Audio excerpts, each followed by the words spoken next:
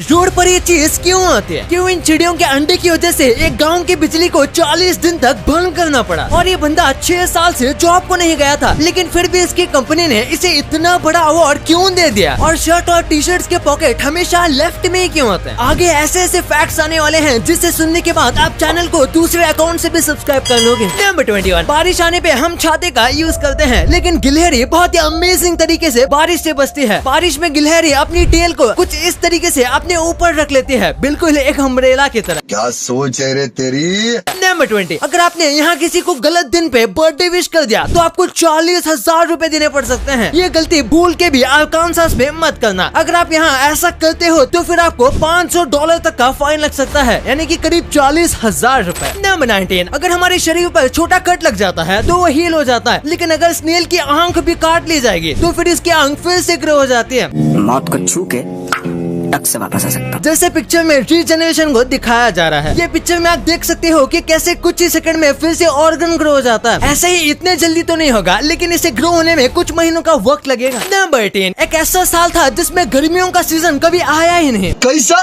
साल 1816 एक ऐसा साल था जिसे ईयर विदाउट समर कहा जाता है। इस साल में समर आया ही नहीं और इसमें गर्मी इतनी कम थी कि किसी को महसूस ही नहीं हो रहा था कि ये समर सीजन चल रहा है। भाई हम तो शुरू होते ही खत्म हो गया यार। और उस साल जब ठंडी का मौसम आया तब बहुत ज्यादा ठंडी पड़ी थी और ऐसा लग रहा था जैसे कि इस साल समर आया ही नहीं। नंबर 17, eBay पर बिकने वाली सबसे पहली चीज टूटी हुई थी। वो एक लेजर पॉइंटर था, लेकिन टूटा हुआ, पर फिर भी मार्क फ्रीजर नाम के एक व्यक्ति ने $14 में उसे खरीद लिया। और जब eBay वालों ने उसे बताया कि ये टूटा हुआ आइटम है, फिर भी आप इसे क्यों खरीद रहे हो, तो उनका जवाब था कि मैं टूटे हुए लेजर पॉइंटर का कलेक्टर हूँ, इसलिए मैं इसे खरीद रहा हूँ। नंबर 16, इस गाँव में बड़े ही अजीब रीजन की वजह से 45 डेज के लिए स्ट्रीट लाइट को ऑन ही नहीं किया गया। इंडिया के तमिलनाडु के एक गांव में रॉबिन नाम के एक बर्ड ने अंडे दिए थे, लेकिन उसने जहां पर अंडा दिया हुआ था वो पूरे गांव के स्ट्रीट लाइट का मेन स्विच था। उसे ऑन करने पर पूरे गांव में स्ट्रीट लाइट चालू हो जाती है, लेकिन यहाँ पर अंडे देने की वजह से उसे अगर चालू किया जाता तो उसके अंडों को बहुत ज्यादा खतरा हो सकता था। इसलिए सबने मिलकर डिसाइड किया कि जब तक अंडे हैच नहीं हो जाते तब तक वो स्ट्रीट लाइट ऑन नहीं करेंगे। और उसके बाद अंडों को हैच होने में करीब 45 डेज लगे और तब तक उन्होंने स्ट्रीट लाइट चालू ही नहीं। तो राम निकला रे, देव मानुस निकला। नंबर 15, अगर आपका छोटा भाई या बहन है तो आपका ब्लड प्रेशर 5% ज्यादा होगा। अगर आपकी छोटी सिस्टर या छोटा भाई है तो इसका काफी ज्यादा चांस है कि आपका जो ब्लड प्रेशर है वो 5% बढ़ जाता है। और ये हम ऐसा नहीं कह रहे, जिसके भी छोटे भाई बहन नहीं होते वो कंपैरेटिवली काफी ज्यादा शांत होते हैं और उनको जल्दी गुस्सा भी नहीं आता। कंट्रोल। नंबर 14, रशिया के लोग एम्बुलेंस को ट्रैफिक में से निकलने के लिए यूज करते हैं। आपको पता होगा एम्बुलेंस को रास्ते पर ट्रैफिक में जगह दी जाती है, लेकिन रशिया के अमीर लोग कई बार ट्रैफिक से निकलने के लिए एम्बुलेंस का यूज करते हैं। इस एम्बुलेंस का चार्ज $200 पर घंटा है और ये एम्बुलेंस काफी लग्जरियस होती है, क्योंकि 14,000 दिए हैं भाई 1 घंटे के लिए, तो लग्जरी तो होगी ही। इस एम्बुलेंस का काम है ट्रैफिक से निकालना और उनकी लोकेशन तक पहुँचाना। नंबर 13, आप स्टैचू ऑफ लिबर्टी के इस क्राउन में जा सकते हो। आप इसके टॉप फ्लोर तक चढ़ सकते हो, यानी कि इनके क्राउन तक, और ऊपर जाने के लिए आपको 354 सीढ़ियां चढ़नी पड़ती है। और स्टैचू ऑफ लिबर्टी के क्राउन में 25 विंडोज होते हैं जहां से व्यू बहुत अच्छा दिखता है। पर 350 सीढ़ियों को देख के वहां के लोग बोलते हैं तेरे पास कोई और रास्ता है? लेकिन इंडिया में तो लोग 1500 स्टेयर्स चढ़कर भी दर्शन करने जाते हैं। नंबर 12, दुनिया में जो सबसे पहला स्टॉक एक्सचेंज मार्केट था वो ईयर 1602 में स्टार्ट हुआ था और उसका नाम था एम्स्टर्डम स्टॉक एक्सचेंज। तो आज से 400 साल पहले लोग स्टॉक खरीद और बेचा करते थे, तो आज के जमाने में ये कौन सी बड़ी बात है? अगर आप भी स्टॉक मार्केट में इन्वेस्ट करके स्टॉक मार्केट से पैसे कमाना चाहते हो तो आपको स्टॉक मार्केट की नॉलेज होना जरूरी है। आपको सही तरीका सीखना पड़ेगा, प्लस आपको एक्सपर्ट एडवाइस और इन्वेस्टिंग के एप्स की जरूरत पड़ेगी, लेकिन इनमें लगती है ज्वाइनिंग फीस, सब्सक्रिप्शन मॉडल्स और ना जाने कितने हिडन चार्जेस। बट अगर मैं आपसे कहूँ कि आप ये सारी चीजें सीख सकते हो वो भी बिना कोई फीस या फिर सब्सक्रिप्शन के,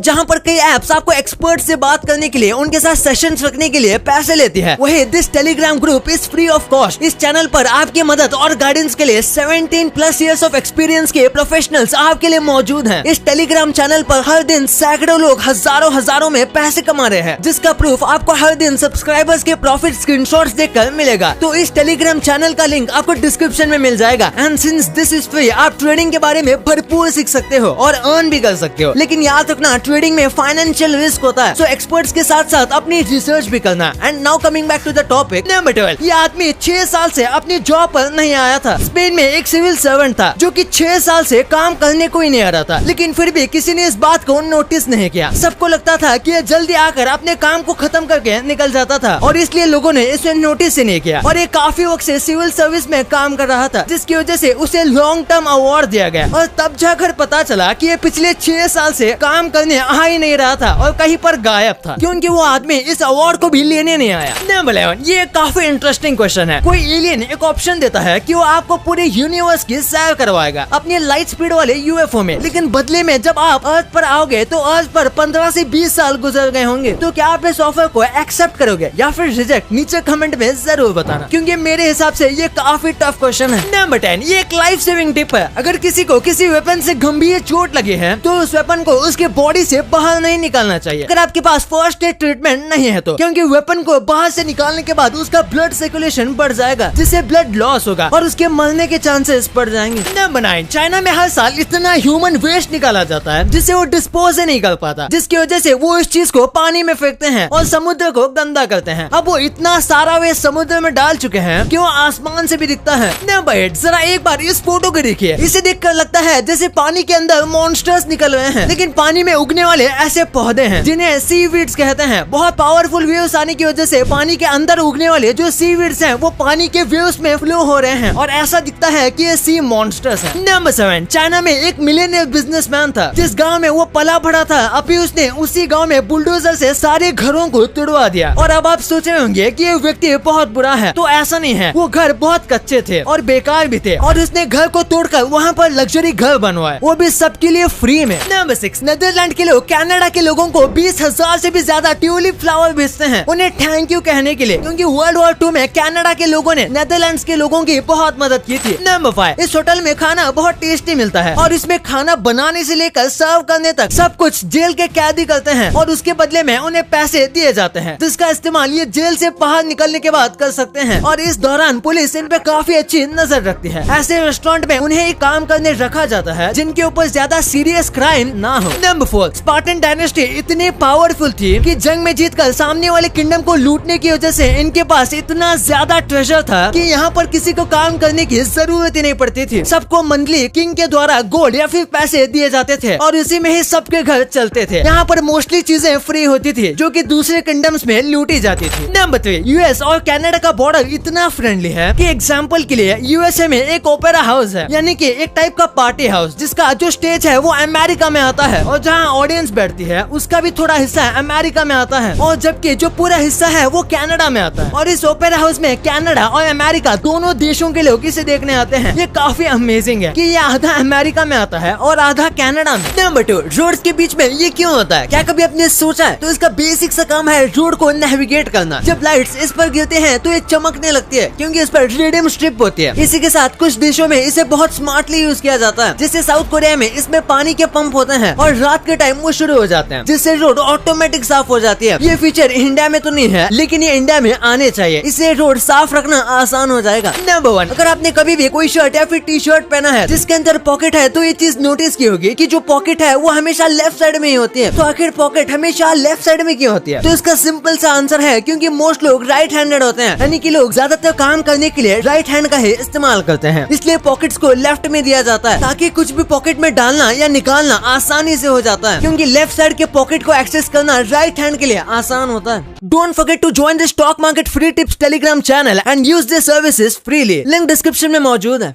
अब आपको इतनी इंटरेस्टिंग बातें पता चल गई हैं, तो 1 सेकंड निकाल के सब्सक्राइब कर लो यार। सब्सक्राइब करने से आपको इससे अच्छा कंटेंट मिलेगा। और अगर आपको वीडियो अच्छी लगे तो वीडियो को लाइक करना मत भूलना, और आप हमारी पिछले वाले अमेजिंग वीडियो देख सकते हो, वो भी बहुत इंटरेस्टिंग है। और आपका और अपने अपनों का बहुत ख्याल रखिएगा। मिलते हैं अगले वीडियो में, तब तक के लिए गुड बाय।